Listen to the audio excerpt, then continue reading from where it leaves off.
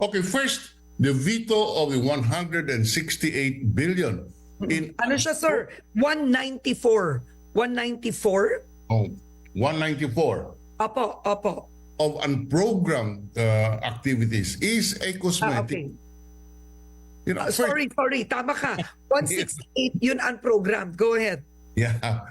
You know, this is a very complicated issue, Karen, and I had hoped that the media would devote more time trying to explain to our people what it is, because it took me 24 years and 24 budgets before I could claim that I have some knowledge of the budget process. This is a very complicated issue, but okay, I go back and address it directly. The president said, and DBM said the president vetoed 168 billion in unprogrammed activities and unprogrammed funds. I said this is cosmetic. Why? Because it doesn't affect anything. These activities are in the first place not funded. And to be able to execute these activities and projects, you must have excess collection in taxes or new revenues or loan proceeds, which I don't see anything happening in the next 12 months. So I repeat, the 168 billion in unprogrammed funds being vetoed is a cosmetic. But having said that, Karen, you know what this administration has done and has discovered a new mode of funding the pork barrel is that I looked at the last 3 years. The unprogrammed portion of the budget runs to about 1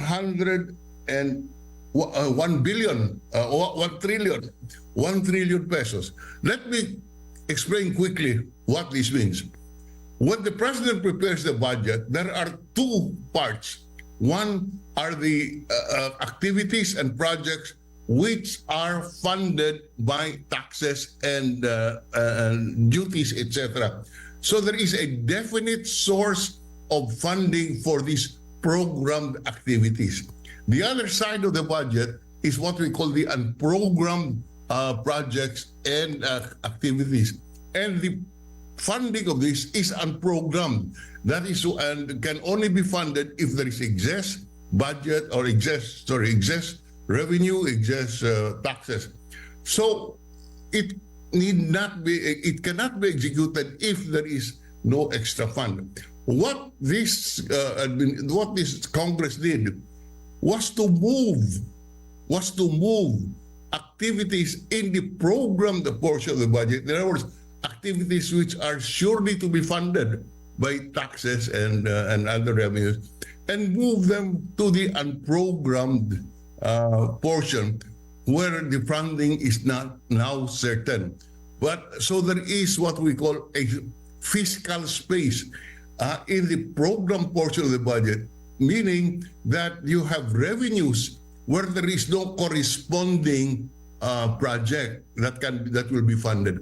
So what did Congress do? They created this fiscal space and put in all their pork barrel, so that the pork barrel has now a certain could be funded with certainty, because it is funded out of a definite source of revenue. But by moving the items in the program to the program, the revenue, the execution becomes doubtful. So this is a new way, Karen, of funding the pork barrel. And per my computation, the increase per year is tremendous. For 2025, they increased the unprogrammed portion of the budget to 373 billion. In other words, 373 billion worth of projects which will surely be funded, 373 billion worth of projects which the cabinet decided is essential to expand our economy, was moved to the unprogrammed portion where you have to wait for new revenues. So the 370, just to highlight the point, 373 billion in programmed projects. Example, part of that, let's say, is 1 billion for a new bridge. You transfer this 1 billion to the unprogrammed activities and program portion. So that funding of 1 billion is no longer certain, but there is an available 1 billion which is not being appropriated and assigned to a different project. So what do? They place their pork barrel projects, so they change the bridge into a farm-to-market road. That's the simplest way of explaining this. But the magnitudes are worrisome.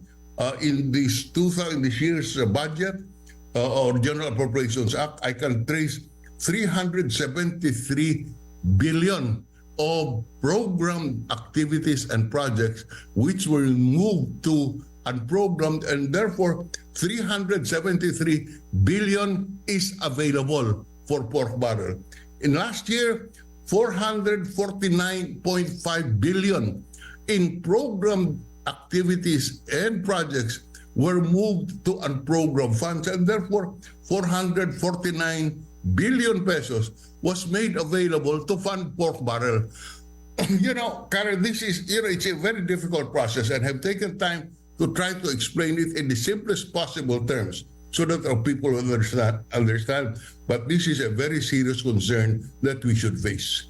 Okay, so when you say you can get some water first, Senator, you need water first? Okay, so what I wanted to say is, what you are saying essentially is this budget has sacrificed important projects that would help economic growth, and instead that amount of money was given for the pork barrel of legislators for their pet projects. Very correct. That money is made available for realignment to the pet projects of the members of Congress. And now, why would the president allow that? Why would he want that? How does this benefit him? I do not know. What I can see is that, there's a lot of political considerations here. That's the same question I ask myself. Why do they have to do this? Karen, just to give to you, your audience, the general picture, the 2023, 2024, 2025 budgets contains over 1 trillion pesos in available pork barrel funds by the simple technique of moving projects where funding is certain to the unprogrammed portion of the budget, and that fiscal space or the funds available for the programmed activities and projects became the source of pork barrel projects.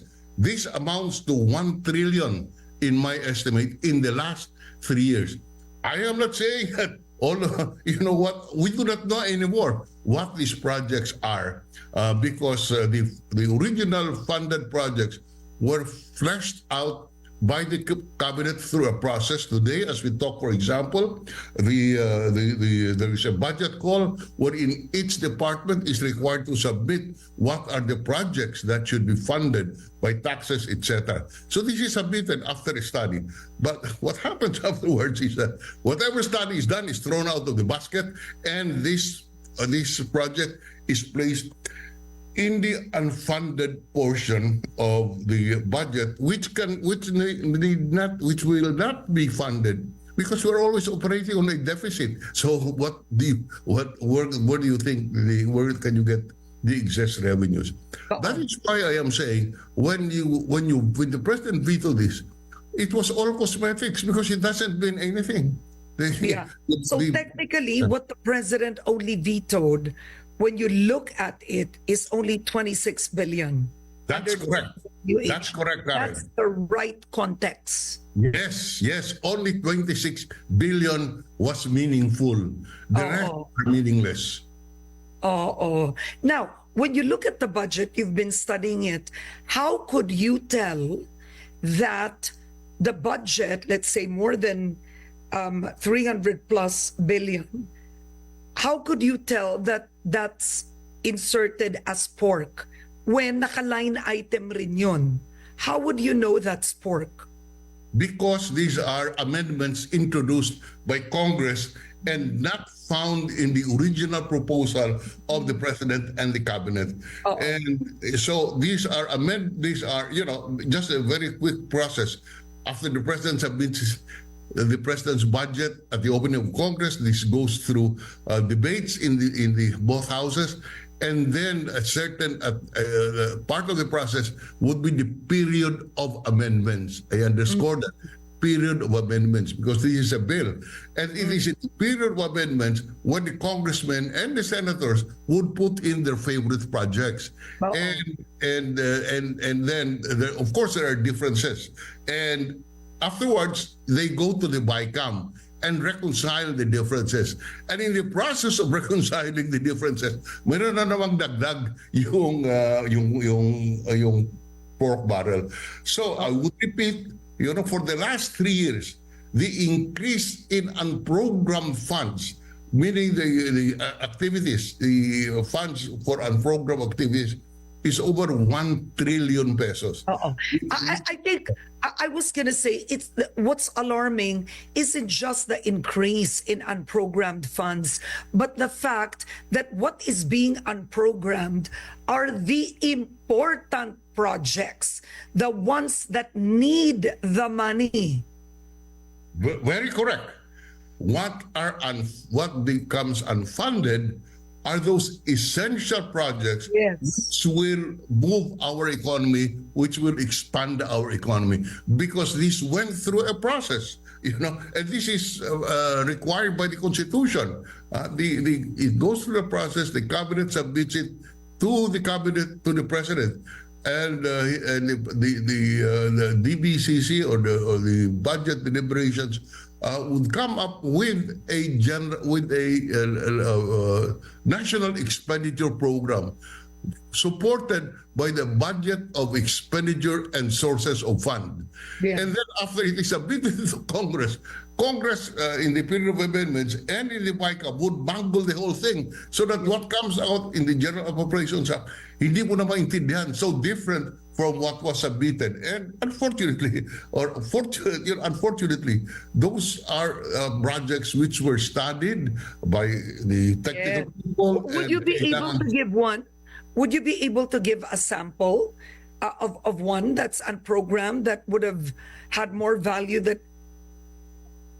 Difficult to say because that's a huge one-foot thick document.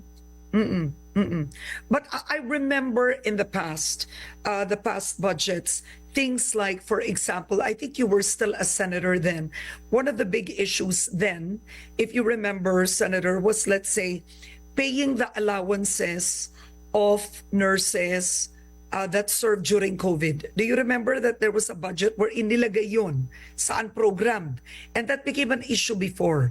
So what you're saying is things like that, for example, that need to be funded, biglang nauurong doon, it's more of like promise to pay without the assurance of payment. That's correct. Promise to pay. Because as I think Deputy Secretary said just before this interview was that it is not ready. Those in the unprogrammed portion are not ready to be implemented. It can be postponed for the time being. Who made the determination? It is the Congress. And what is that based on? It is based on no other consideration but to enable them to create a space where the pork barrel projects can be funded. Okay. I want to ask your opinion on this. There's actually, and I have to quote this, there's an opinion piece on Rappler, and the opinion piece is why the 2025 budget is a big FCK to the Filipino people. Do you agree with that? Yes, because what I have described, and Karen, mag-ingat po tayo because this is a trend that is happening. In the last 3 years, the amount added to the unprogrammed portion of the budget is staggering. It's already in my estimate. And correct me, I would ask DBM to correct me if I'm wrong because I don't have access to everything. But it is just on the basis of what the reports that are published. But from my own computation, the unprogrammed activities with the corresponding unprogrammed funds amounted to about 1 trillion for the last 3 years, 2023, 2024, 2025 increase in this unprogrammed portion of the budget. Yeah, because I think what the public needs to understand is if Malacanang submits a budget proposal, let's say it's like this one, it's 6.532, something like that, right? 6.5, ayan, 6.352 trillion. Yeah? Yes. When it reaches Congress, Congress is not allowed to increase it. Tama? Congress is not allowed to increase the Correct. bottom, the 6. Pero pwede silang maglipatan. That's Yun. correct. Yes. That's what the public doesn't understand. Correct. That's correct. They cannot exceed 6.3 trillion, which is yun ang sinadmit eh. budget. But they can rearrange the furniture. Yun. Exactly what they're doing because they moved out from the program activities and projects funded by programmed funds to the unprogrammed activities and the unprogrammed funds. So and then substitute the programmed or funded activities with the pork barrel. Exactly. Yun yung hindi nalinaw, I think, overall to the public, which is important to teach. So let's say may kailangan, halimbawa lang ito, no, a very important project na sabi nyo nga na pag-aralan na at let's say 10 billion yun. Mag-uusap-usap sila, i-unprogram na lang natin yung 10 billion, paghati-hatian natin. Farm to market road ko na lang to, proyekto ko na lang to, ganun-ganon. That's correct. That's correct. Yan po ang nangyayari ngayon.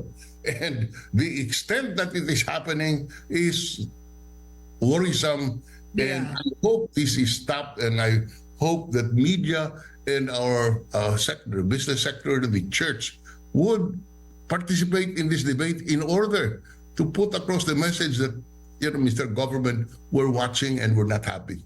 Yeah. But now, it is, I tell you, Karen, I explain to the public, but I don't get traction because it is difficult to understand. I'm so glad that you've taken it up. Oo. Actually, hindi lang yun dahil nga kapag binanggit na ganun pa rin ang budget, binanggit na unprogrammed, hindi tumatatak what the public is losing with unprogrammed. Oh, sorry? The public is failing to understand what is being lost in unprogrammed appropriations.